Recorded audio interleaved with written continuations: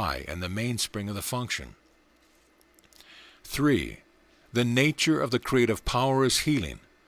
Healing is a natural characteristic of existence and can be said to be natural, perfecting process which takes place to ensure individual comfort, but none can explain what prompts the activity of healing. 4. The nature of the creative power is protection. Protection is an integral characteristic of creative power, and all of its seeming miraculous activity in the world is geared towards protection.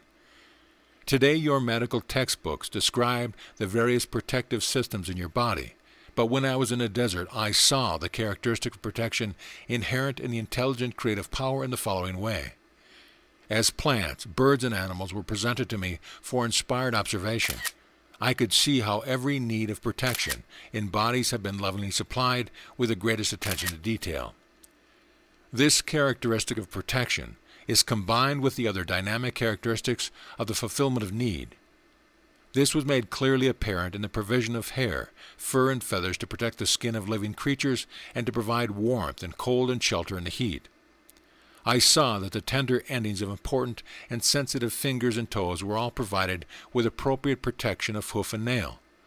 Eyebrows protected eyes from sweat. Eyelids and lashes protected eyes from dust and damage. I realized that those animals where attracted flies were equipped with the kind of tails which would most speedily get rid of them. What a happy, joyous kind of love and caring were expressed in these small physical attributes which seemed so small and inconsequential, and yet had such a profound bearing on the comfort of all living things. These physical luxuries, added to the basic physical design, were clearly the product of an intelligence which intended creation to be comfortable and happy, free of the stress which would have been experienced by man and beast if these luxury items had not been given them.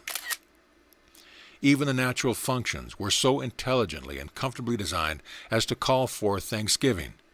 Everything tucked so neatly out of sight. How blessed, how fortunate was mankind to be born into a life so wonderfully provided for. Again my praises soared, and I was lifted on an inner golden light of rapturous wonder, for I now saw that in addition to freedom from stress, living creatures were also meant to express the exuberant, loving nature of the creative power. For this reason they were equipped with limbs, arms, hands, legs and feet, fingers and toes, to enable them to move about, run, leap, and dance, to be able to express their inmost thoughts and feelings. I even felt that if mankind longed to fly and grow wings, and believed with all their hearts they could do so, eventually they would begin growing something additional to enable them to fly. It was at this point of understanding of the nature of the great creative power that I came into the full consciousness of the love directing the works of the universal, intelligent creative power. As I pondered this love, I realized that the Mother in creation nourishes, protects, fulfills the needs, and tries to promote healing of offspring. This is the activity of love. 6. The innate characteristic of the loving, intelligent, creative power, which has given creation its individual form and being, is work. It works for us, in us, and through us. Its work is always, always, always prompted by love. This cosmic revelation filled me with joy and astonishment. What a wonderful world we lived in! It was the culminating point in my enlightenment and my overall view of the truth concerning the source of all being. I had already seen the reality of the physical bodies composed of various communities of identical, infinitely teeny entities, working in a spirit of cooperation and harmony to produce the various components of the body.